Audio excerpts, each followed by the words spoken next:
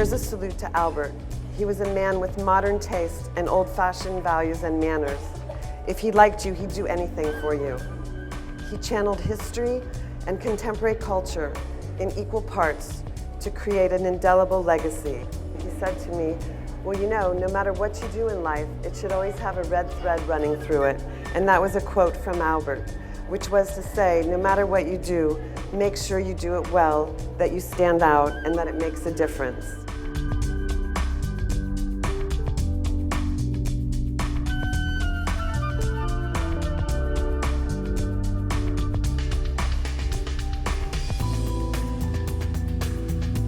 But Albert always talked about the landscape of a room, you know, not just to think about the furniture plan of a room in two dimensions, not looking down on it, but looking at, you know, what's tall, what's short. You know, Albert and Mrs. Parrish always talked about you want, you know, a comfortable arrangement, more than one seating, places where people can gather. You want to be comfortable as 2 people or 8 people or 18 people in the room.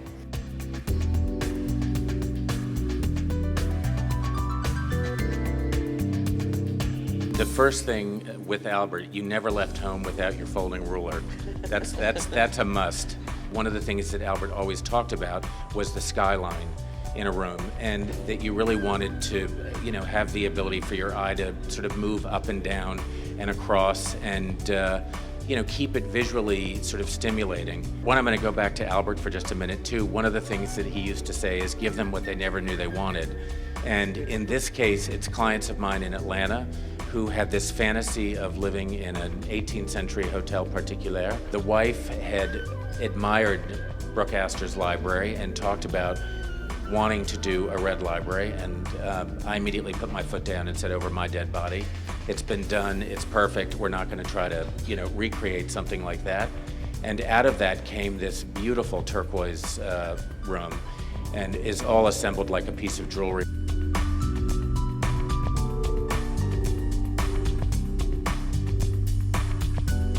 I think the other thing that we haven't talked about tonight with Albert is you always looked at the architecture of a space first as well. You always look at the doors, the windows, the space, the ceiling height.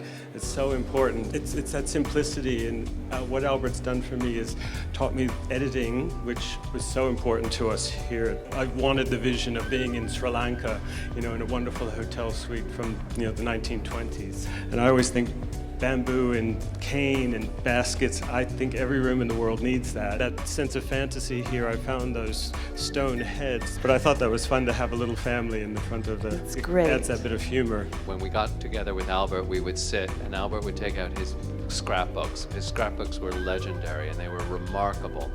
And they cut across fashion and design and social things.